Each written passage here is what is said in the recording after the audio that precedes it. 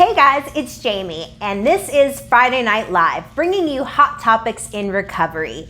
And today I have my very good friend with me, Eric Simmons. Hey everybody. Eric, now I've known Eric since 2017. Mm-hmm. We met at Palm House Recovery Centers. I used to chair the candlelight meeting, yes. And he always had so much wisdom to share. He was like my favorite person in there. So we are meeting up again, and I'm interviewing him today. He's got some great stuff to share. He's got some really creative talents that we're going to see today. So, Eric, tell everybody a little bit about yourself. Hey, y'all. Thank you, Jamie. My name is Eric Simmons. I am from Murfreesboro, Tennessee. I've been living here in Athens over 2 years this time. I have been blessed with my recovery date being April 4th, 2018. And I am just on this journey of sobriety and my walk with my higher power. And enlarging, all of the avenues that I can. Mm-hmm. And Eric is super creative. Tell us, Eric was on The Voice. If you have not heard Eric sing, look, Eric, you have to sing something for us. Tell us about your experience on The Voice. Yes, I was blessed to be able to go to Atlanta probably around a year ago and try out for The Voice, and stood in line with about, I think it was over 4,000 people. Wow. For hours. It's like that. When you see it on TV, it's really like that. And it was a really good experience. I got to meet other great singers. Unfortunately, I didn't get to move on. It's very cutthroat, and I was like, I don't know. I was confident in my performance, so I just think that if it was God's time, and I would have moved on. Mm-hmm. But I might sing a little snippet of something. Yes, please do. I actually sing what I tried out on. It's just a little. We had to keep it short, so it goes. There will be mountains that I will have to climb, and there will be battles that I will have to fight, but victory or defeat, it's up to me to decide. But how can I expect to win if I never try? Wow. Amazing. Well, Eric, tell us why you believe in recovery. I believe in recovery because it's relevant. It's relevant to my life right now. The gifts of the program, being in recovery, how far I've come, and what it used to be like is a drastic difference. And sometimes I forget that. Sometimes I don't always see it. What we call character defects. I know you know about, tend to pick up sometimes, and I get caught in old thinking. But I definitely believe in recovery. That's one of the reasons why I'm sitting here where I'm at now, literally, physically, in a house that God has blessed me to be on a lease on. Stuff like that is, I had to get sober first in order to maintain and keep all these things. Mm-hmm. So I definitely believe in recovery. Yes, and I love how you speak out about your recovery. I always say when I lost my anonymity, I lost my guilt and shame as well. Oh, yeah. Uh-huh. Yes, so powerful for us to speak out and share our testimony on so many different levels. Yes. Mm-hmm. So what do you consider a necessary foundation to set you up for success in recovery? A necessary foundation for me, and for a lot of people I do know, was, for me, I did have to change my people, places, and things. Mm-hmm. And we talk about a geographical change not being the solution, but that's if you're still using and drinking. Mm-hmm. For me, I had to change where I was living, so that's why I moved here to Athens from Tennessee, and I had to develop a foundation in a long-term treatment center. And that was a year program, and I needed all that time. Mm-hmm. I needed that time to be away from everything, all the temptations, and out there in the country too. I needed to be away from the city and everything. And in there, my foundation that I have developed with my higher power, God, and even more specifically Jesus, I had to gain a new relationship with Him. And those are that's the main foundation. And of course, my higher power allowed me to work the 12 steps, get a sponsor. So that is really the foundation of it. So you believe that spirituality was a part of your actual foundation in recovery? Yes, I absolutely do. And do you believe in multiple pathways to recovery? I do. I believe that at the end of the day, there's that we're all different people, and in order for things to catch on, I think that the higher power that I believe in has many different languages. And has many different ways to reach out to people. Like some people, like I told you, I went through a long year program. Everybody didn't take that. Some people, were fortunate just to come to, our AA programs and stuff of that sort, and NA. But yeah, I do think that there's different ways to get our attention. But at the end of the day, basically working the 12 steps, which you hear often, but that may look different for certain people as far as the higher power. Right. But, that is pretty much the general area of the path. I hope I answered that question. Yes. And, because I went through, I started with NA, and then I did AA, and then I did Celebrate Recovery, and then, I've done some work in some discipleships, but it's all basically, peeling of the onion and all those steps. Like whatever your pathway looked like, we always go through those steps for sure. And then of course there's some other stuff we can, add in. Like for me, fitness is like a big thing for me. I know that you're into that too. So definitely good for de-stressing and for having just balance, like total balance. So let's talk about what are some important topics that are not traditionally discussed in recovery that you think need to be? I think most of the time people don't always get so honest openly with fear of judgment, because that's just one of our things. Like, I know it's one of mine. I'm glad that I have a sponsor that I can talk to, and I have close friends that I get really, really honest with. But some topics are like the thing on relationships. There's people that have different views of that. There's a gray area with different substances that are prescribed from doctors. That's definitely a gray area. I know for me that I could not and cannot take anything. Now, then there's the weird place of getting hurt. Right. That's also something serious. Like, if someone broke a leg or something, and then you're in recovery, and then your doctors prescribe you a medication that is a narcotic.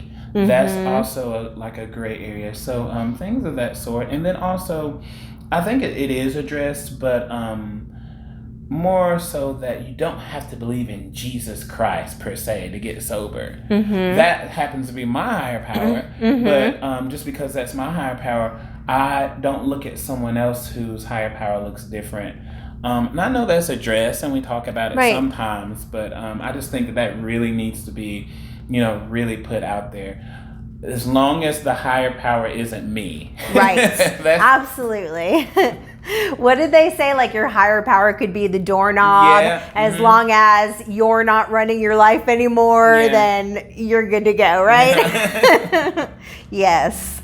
And the medication, I like that you brought that up, because I truly believe that's in like a case by case, because I can tell you that when I was in my first year or two of recovery, if I had something where I had to take some kind of narcotic medication, being that, pain pills were my drug of choice. Me too. Oh, no way. No way. There was no way I could do it. Okay.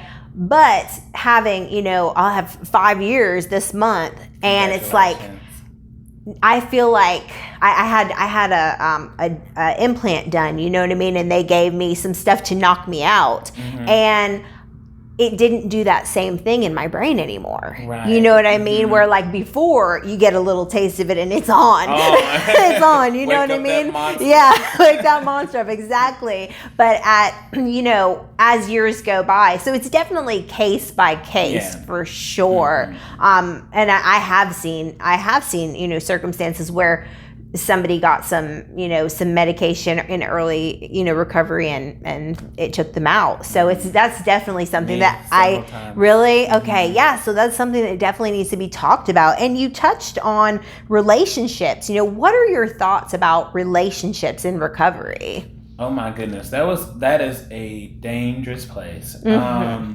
agree. Because for me and a lot of people that I've met, relationships, we're first of all most of the time using and drinking because we don't have a solid relationship with ourselves. Right. Yes. It's learning how to have a relationship with my higher power and myself, and those have to be pretty freaking solid before I allow especially romantic relationships to come back in. Right. I'm able to gain, after time, especially in the beginning, most of us are very apprehensive about friendships, and then even more specifically, certain genders. Like for me, I've always been a little bit easier to be friends with women, but when it came to men, and straight men more specifically, I was a little more apprehensive because in the world of using and drinking, it's very cutthroat. And you never know, and the trust gets very wishy-washy. So when it comes to romantic relationships, I definitely believe in the fact of waiting at least a year. Because in that time, it gives yourself time to learn yourself more. Right. And even after a little over 2 years, I'm still learning myself. Yeah. We were just talking about this when we did a series with my friend Morgan Cotton, and we were talking about how in the early recovery, how I would, meet a guy and if he liked country music, I would be like, I love country music.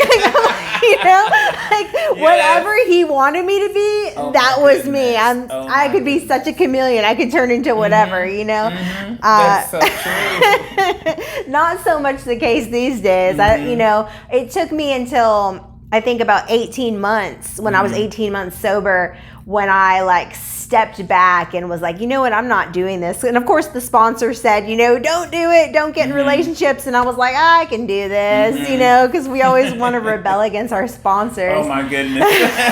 Right? Especially when it comes to love. And what we think. What we think is right. What we think is ourselves. love. Right. And so I really had to take that time and say, hey, you know what?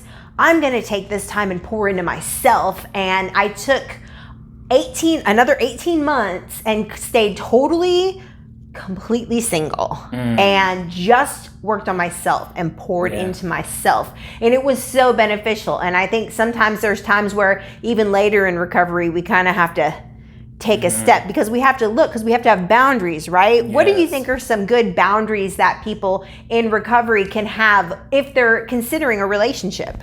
So once again, learning yourself is very important, and learning to love yourself. I had to start and still do have to look at it as a person. I shouldn't have to have a person to complete me. I'm not a half a person. Yes. I'm not a half a person waiting on another person to make me whole. I'm already a whole person. And then when another person come in, they'll accentuate myself. Yes. And I've definitely, with boundaries, have to continue to.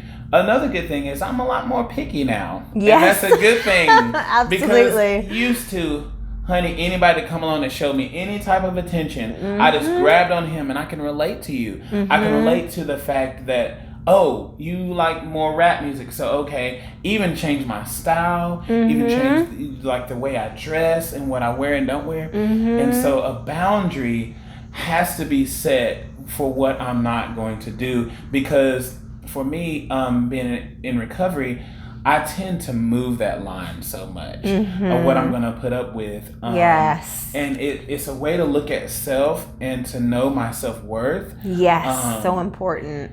So if I know my self-worth and I know that I don't, like more specifically, I don't really need to date anybody that uses, obviously. Right.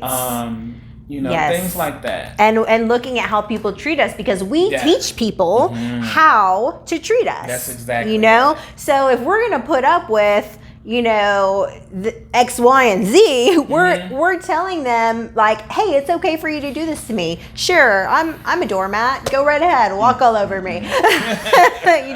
And that's just, we have to have that, like you were saying, being a whole person and valuing ourselves and having self-worth and knowing who you are. I just put out a video today on my Facebook about your identity, about knowing your identity. It's so important that we have to see who we are, because the enemy wants us to not know who we are. Yes. That is number one plan. The enemy wants us to forget who we are, And that's another thing. And I'm glad you brought that up.